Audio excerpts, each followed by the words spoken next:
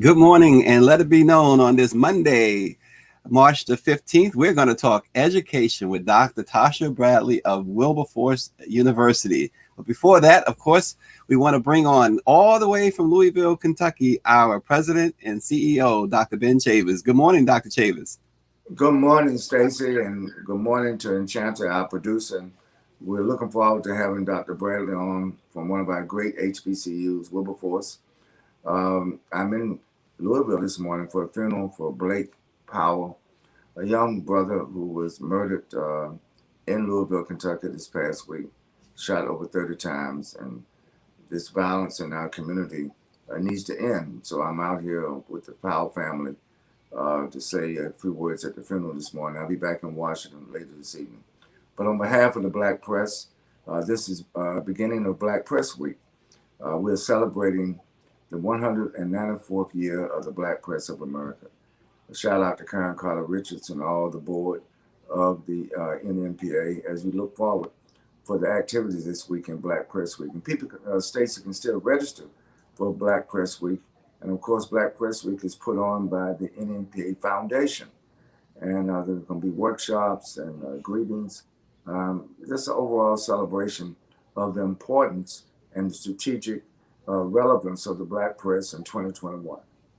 Yeah, and along those lines, Dr. Chavis, tomorrow morning, we'll have a brief visit from Bob Marshall of Wells Fargo to talk a little bit more about Black Press Week. And then on Wednesday, a big 1 hour long, let it be known, we'll have the board members of the NNPA with our chair, Karen Carter Richards, and others Wednesday morning. So we're looking forward to that as well. Big week. And very good. So first, a side note, congratulations to Patrick Ewing on the Big East title with Georgetown. He becomes the first coach to win as a coach and as a player the Big East tournament, and he won it at Madison Square Garden of all places. So a side note, congratulations to the big fella. Very and good. Speaking of congratulations to Let Us See. She won her first Grammy Award last night. Congratulations to Meg Thee Stallion, Best New Artist Award. And of course, Beyonce won big, becoming the all-time leader in among women in Grammy wins. She has 28 altogether now, just 3 shy of the all-time record, which we are certain that Beyonce will win. Absolutely, and we want to give a shout out to Blue, to Beyonce's daughter, Yep. 9 years old, winning a Grammy. And I just want to say a salute to Beyonce Knowles, the whole Knowles family. Of course, she's married to JC now. The whole family, they're so talented and have made so much remarkable impact on the global music scene, not just on the American music scene. So we salute and congratulate Beyonce, her daughter, the whole family.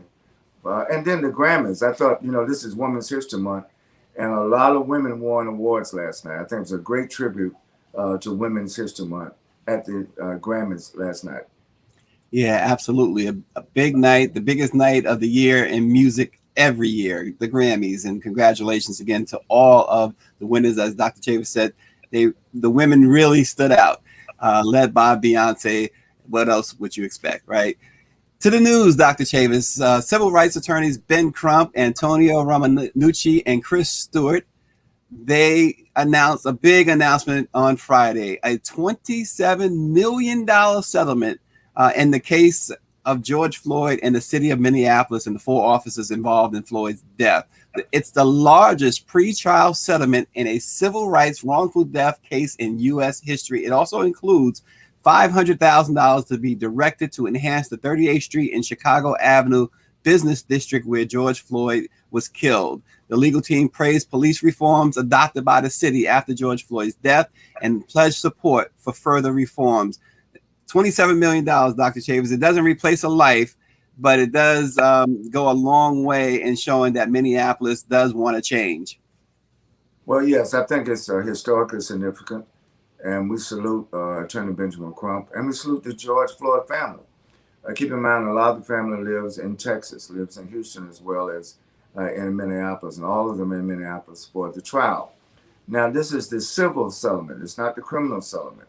That's right. The trial of the police officer was still be going on. They're picking the jury now, and that trial will go forward. As we all know, that the police officers who murdered George Floyd should be held accountable, and that will be done on the criminal side. On the civil side, the $27 million was a settlement reached by the city and the George Floyd family. So we salute George Floyd's family for their vigilance, for their steadfastness of faith. And it's an example when tragedy hits one of our families, Stacy, the family pulls together. I'm here in Louisville today for a family tragedy. And certainly Louisville is also the city of Breonna Taylor. And people are still demanding accountability and justice on the criminal side for the police officer who murdered Breonna Taylor. So in all of these places across the country, African Americans, we have to stay vigilant. We have to stay in pursuit of justice. No matter how long it takes, we should not relent and continue to raise our voices for truth, justice, and equality. And that's why the Black press, Stacey, is so important. Yep. Absolutely. And the Black press tells it like no one else will and has. 194 years, the Black press has been doing that. And also, you mentioned Breonna Taylor. The settlement comes almost exactly to the date that the officers in Kentucky serving a no-knock warrant shot and killed Breonna Taylor as she lay in her bed in her home.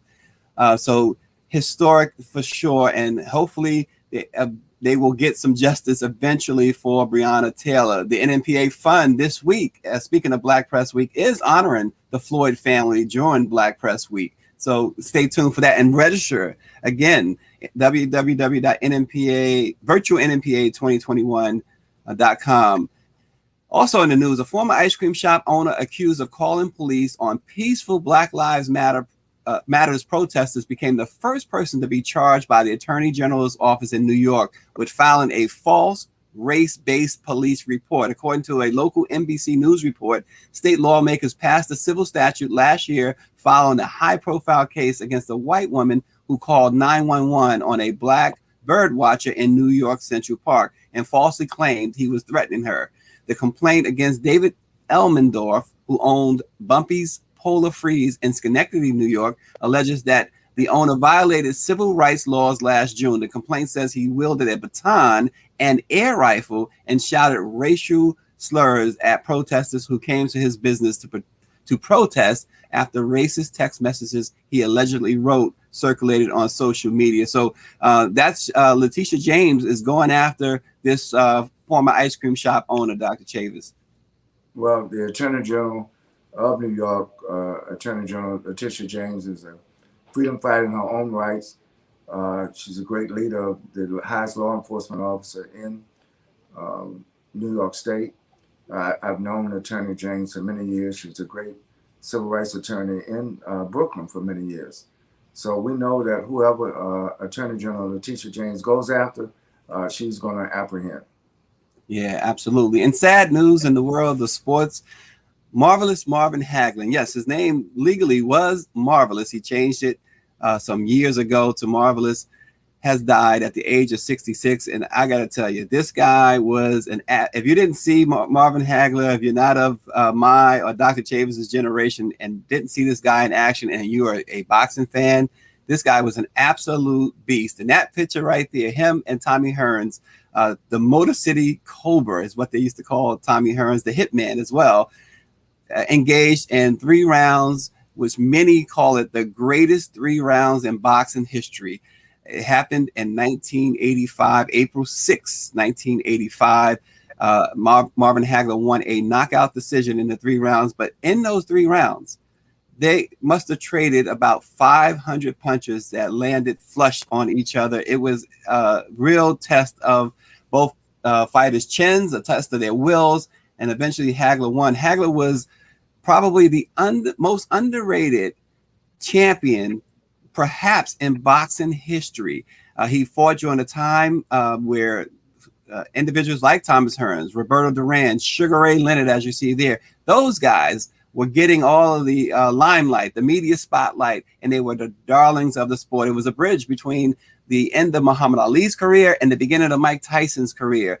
And this fight with Sugar Ray Leonard happened on April the 7th in 1987, almost 2 years to the date of Hagler's brawl with Thomas Hearns.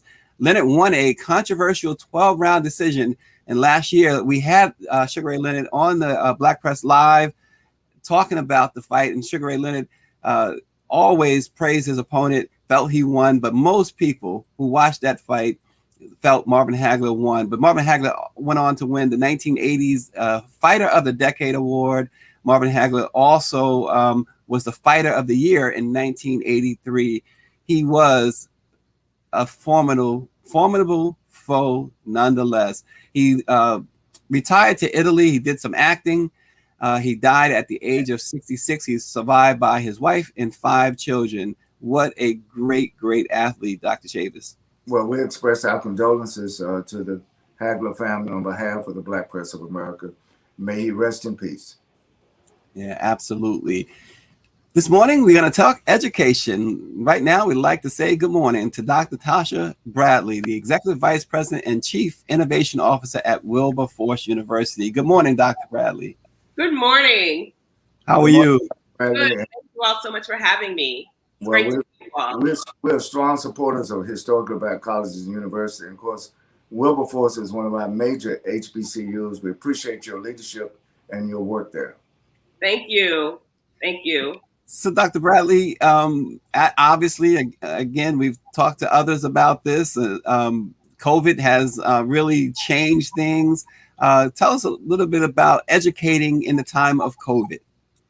You know, educating in the time of COVID is an opportunity, and it's also wrought with challenges.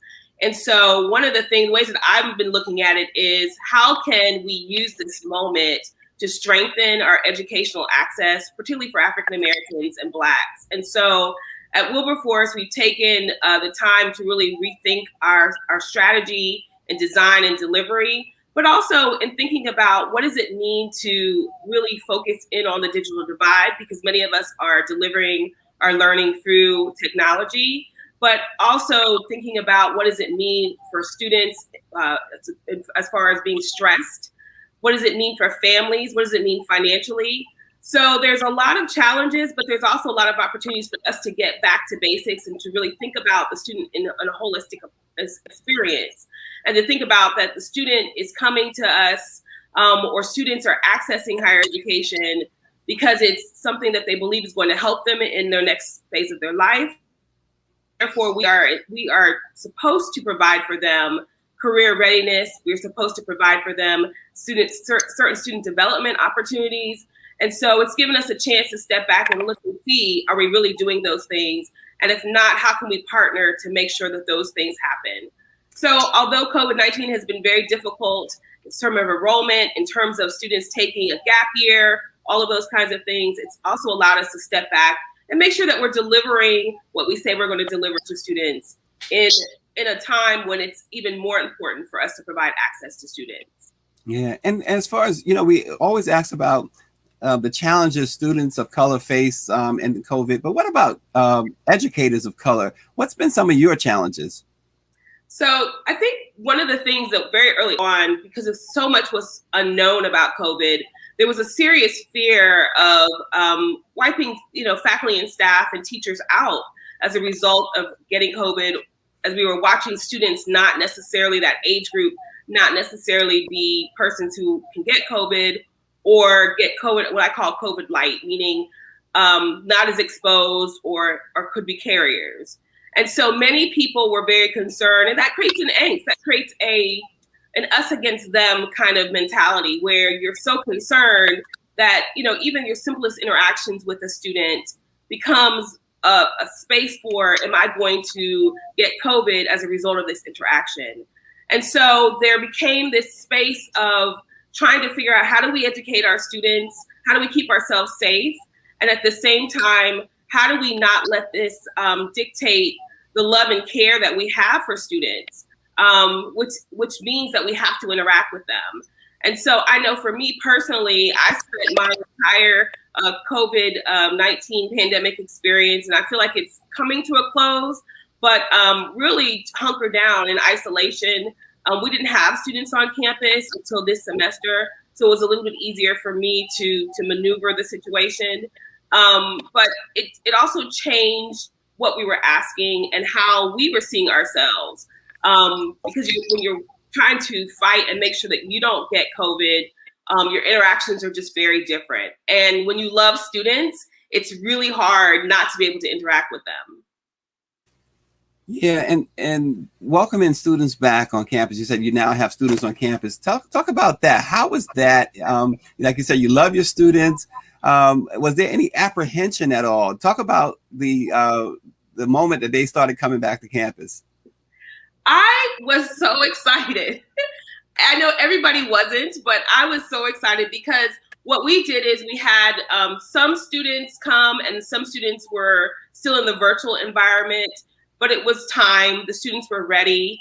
And we have about half of our population on campus. And so it has created another challenge, but opportunity for us, because in trying to keep them safe and keep the rest of the campus safe, the things that you would normally do in terms of programming, in terms of interaction, we're not able to do. And so we're really having to rethink the delivery model, even on campus, so that we can manage their safety and also encourage learning and encourage community when you are still trying to understand the dynamics of the virus. Yeah. Dr. Chavis? Yes. Dr. Bradley, again, thank you for your leadership. One of the things we're hearing from students and parents and administrators on college campuses around the United States, particularly at HBCUs, was even during the COVID-19, which continues, there is this hunger and thirst for academic success, for academic excellence. Can you talk about what you have noticed, both in a virtual setting, but now on campus, that students are coming to learn? They really want to make sure that they complete their degrees and get the knowledge that HBCUs offer. Talk about, if you can, your experience with the striving for excellence among these students. As a proud graduate of a HBCU, Florida A&M University, I feel as though it always been embedded in us to strive and to be excellent. And at this point in history and a point in time, it's no different. At Wilberforce University, we expect our students to be their very best, and we guide them to becoming excellent, for them to see their potential and as we see it, and to strive for that. And one of the things that I thought was really neat about our students at Wilberforce and across the country is that students were sharing their concerns around the virtual environment. And I think that for many people, not understanding that the delivery model of virtual is a very different delivery model. And that's why every student and every university doesn't provide that, because it is a particular type of delivery model. And so many of our students recognized very early on that that was not a model that they could thrive in, and voice that. And so it made us have to stop and think about, what does a virtual model mean to the student who is not excited about that delivery model? What does it mean for us as faculty and staff members who did not sign up to be in a virtual model, but as a set of circumstances are now in that virtual model? And so what is very fascinating is when people talk about our students, sometimes they forget that our students demand excellence as well. And so helping us to consistently reimagine or remake the virtual environment for those of us that are schools that are not designed to be virtual was something that I thought was really impressive from our student body around demanding excellence. Not just simply saying this is what it is, but helping us, working with us to be able to say, this is what it is, but this is what we'd like it to be. How can we be together so we can be excellent, so that we can learn? And so it just was a very interesting moment in higher education for those of us who are not used to the delivery structure of virtual learning, to have our students really push and encourage us to be excellent so that they can be excellent in this environment. Absolutely. And again, it's ironic that it took a pandemic to push the whole higher education sector to respond to the challenges of the day.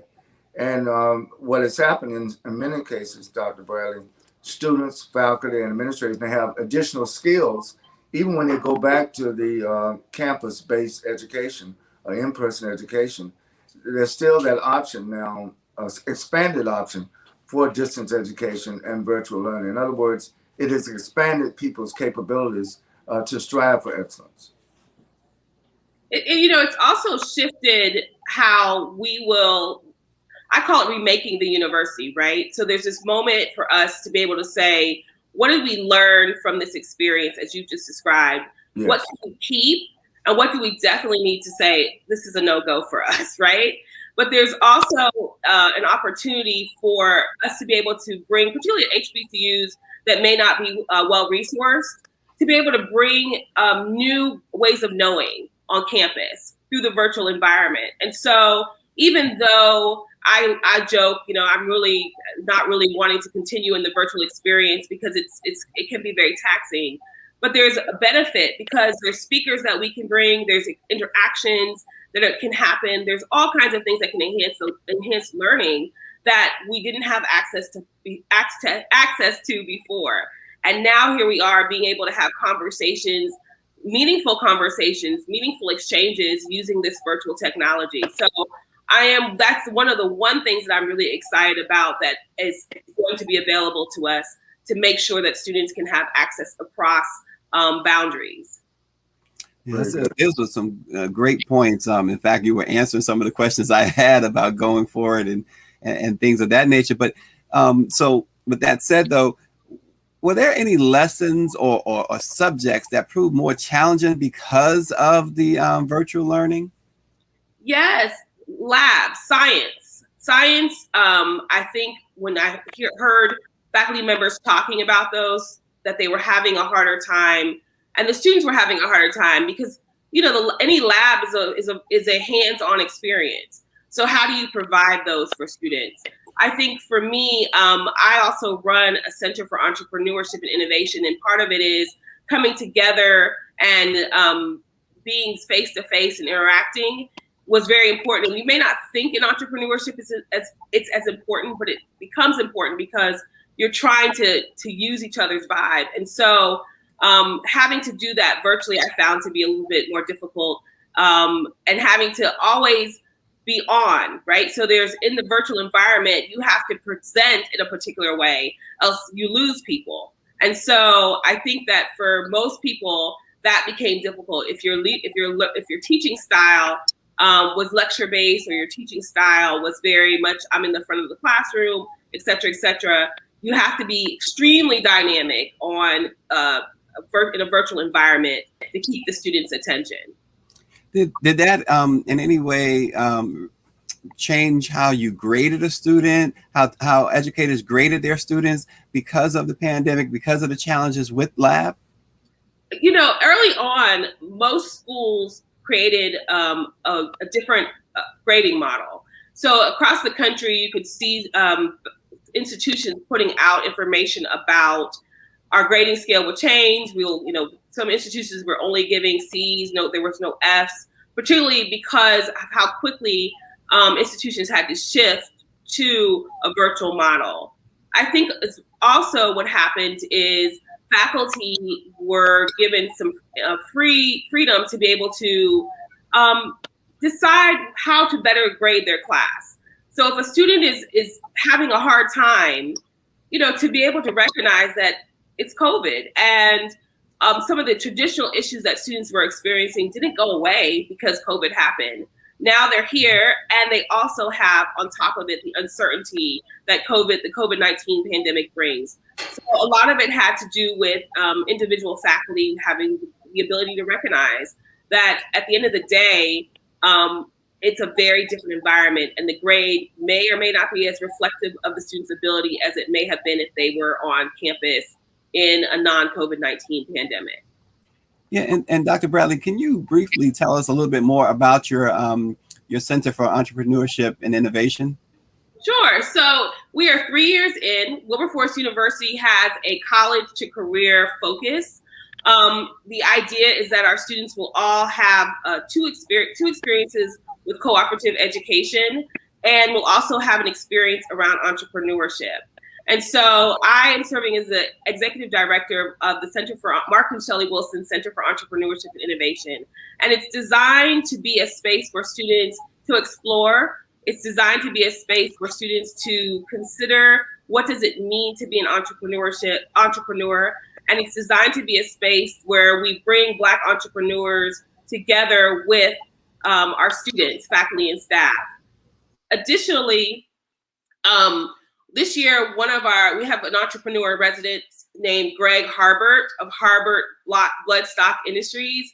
And we wanted to do something a little bit different around our entrepreneur in residence. He is a horse person. He's an African-American who is very much involved in the horse industry. He owned the horse Necker Island that ran in the Kentucky Derby. And so we brought him to engage with our students virtually around not necessarily the horse industry, but around the idea of thinking of entrepreneurship in different and innovative ways, finding your niche in spaces that you may never have heard of, or finding your niche in spaces that are not well engaged by African Americans. And so that has been a really neat experience thus far for our students to be able to see something different. And being that Wilberforce, Ohio is about 2 hours from Lexington or Louisville, it was important to have some type of connection as well.